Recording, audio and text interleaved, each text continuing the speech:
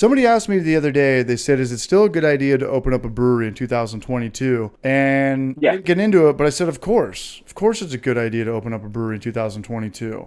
Anything's a good idea as long as it's done right. We just talked about this a couple weeks ago when Trevor came on from South O. He opened up a brewery during the worst time, and they're doing great. They're doing absolutely great.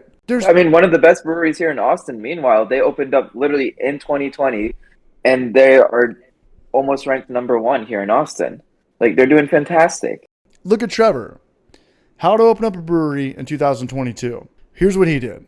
Now, in San Diego, 10 years ago, you could be in an industrial park, and your beer could suck, and you could have people under the table, and as time went on, you could gradually get your beer better, and people still might come back. That day is over in San Diego. That day is over in a saturated spot. You need to hit the ground running with good beer. You need to be in a decent spot. I think you need to be in some form of foot traffic. And foot traffic in San Diego, generally that means you're on the coast. Obviously, foot traffic is different in Aspen or Tahoe or downtown whatever square. I don't know. But yeah. He's doing great, and we talked about this when Trevor came on. One of the big power moves that he did was that he had a canning machine the day he was open. So usually when people open up their breweries, they want to focus on, obviously your draft room is your highest margin. That's your bread and butter. And then they want to focus on distribution, getting kegs out there. Kegs don't really make that much sense unless you're moving a lot. It's a hassle. You have to get a guy to drive. You have to get a guy to drive them around. You have to pick them up. When you sell somebody cans... Yeah, because they won't come for them, apparently, No. When you're selling people cans, you're selling them cans. You're not picking back up the recycling. You don't pick up the recycling. You keep the money in-house, too. Like you're not... Don't worry about deposits and shit like that. Shipping a keg to a bar or something like that. Yeah. It's a nightmare. Bars are calling you at midnight or 10 o'clock. Hey, your keg's been sitting out here for a week. Can you come pick it up? You're going to pick up trash. You're going to pick up, in Mexico, if you buy beers, you have to bring the bottles back and they give you a couple bucks.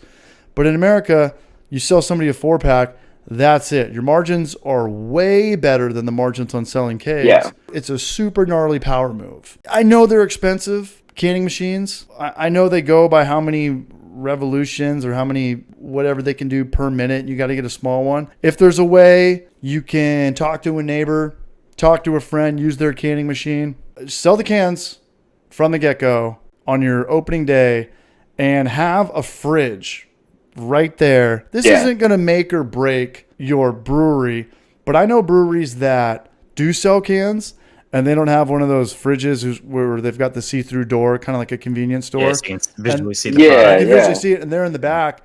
And because I've worked at a place, Culture in Encinitas in Solana Beach. In Solana Beach, our cold box was up and around and in the back. And Encinitas, everybody in the tasting room can see the cold box. And we filled up all the windows with cans of beer, and they sold night and day different than the one in Solana Beach. They both have the same amount of canned beers, the same styles, the same brands.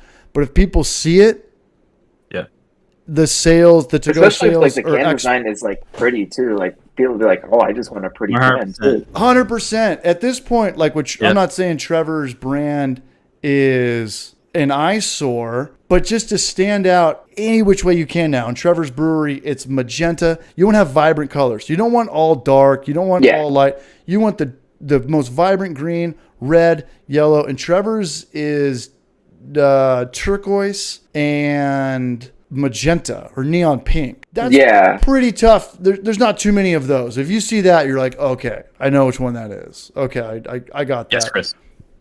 Yeah, we've talked about how buying beer is the new wine. People just, what do I buy? You're lost in a supermarket. And another power move is that Trevor was the sales rep for the first year. You're going to get going into a beer accounts, going into gastropubs. If you're just a beer rep, I'm like, okay, whatever. You're like, hey, I'm the owner. I just opened up down the street. They're going to give you more of their time. You're going to get more of their time. Be by the coast. Hit the ground running. If you're an owner, be the salesman at least for the first year. Introduce yourself to everybody. Have vibrant branding. Have colors that stand out. not so much be by the coast, but just be in a foot traffic area. Beer to go, like, is literally like, because people would be like, oh, I can only have one beer here, like, and then I gotta go. But like, if they can take your beer with them, Sure. they're gonna, and especially if the can's beautiful and all that, they're gonna remember that. They're gonna be like, oh shit, this was really good. Yeah. And, like, even if the beer was like okay, like, they're gonna be like, oh, I like this can. I like that I was able to grab something and go. And I think that's definitely a way. And then I think one thing breweries could also do is like build your own 4-pack, because like they have canning, like especially if they have canning there, right? Like you build a 4-pack, 16-ounce pack of like 3-4 different taps, and be like, all right, cool, you can try all these different beers at home now. You know? Absolutely. My favorite brewery in Rhode Island does something like that, but it's a mixed 4-pack where they take whatever 4 IPAs they have on hand at the time, and like it's literally one of each, which is cool. And like that allows you to try, especially if you're like somebody not from the state and you're just like kind of visiting. It allows you to try a lot of those beers where normally you don't have that option. A lot of breweries don't do stuff like that. So whether you pick it yourself or it's like already kind of packaged that way, that's another option. It's a great idea. I didn't even think about that. That's phenomenal. That's what I sent to you. No, putting your own 4-packs together, because nobody wants to commit to a growler. You don't want to open up and be like, damn, I got to drink 64 ounces of this style now. Or like even like a 32-ounce like crowler, right? Like it's like you got to. People don't want to pay for now. And people don't want to pay for the glass. What's it? $6 to buy just trash? And some states, by the way, and like you're not require always you to have their growler carrying a big old thing of glass too, right? Like, who wants to clean this and bring it back? And some places charge you a $3 fee if they have to go back and hit it with water. The growler day is over. I love that idea about mixing and matching. I think the number one factor is it comes down to saturation. Everybody loves beer. And I talked to Tom Alvarado, T. Alvarado in here. He's like, I kind of want to open up a brewery in LA. There's places around the Inland Empire where there's no breweries and there's tons of people. That's clearly a good idea. That's obviously if you can do it, because sooner or later someone's going to do it and it's going to start a trend, right? Sooner or later someone's going to make money, and humans are idiots. They're like, oh yeah, that guy's making money off it. Now let's get into it, while there's 50 other people doing it. But even in Knoxville, I think the population of Knoxville is maybe 200,000 people. There's maybe 15 breweries that people go to here. That is a way better ratio than compared to San Diego. San Diego's got like 1.5 million people, but it's got like 250 breweries. So Knoxville's a great place to open up a brewery. Every brewery in Knoxville is making money. The cidery kills it even harder. You go to the cidery, you go to Gypsy Circus right behind Next Level, right behind Crafty Bastard. There's 5 or 6 right here.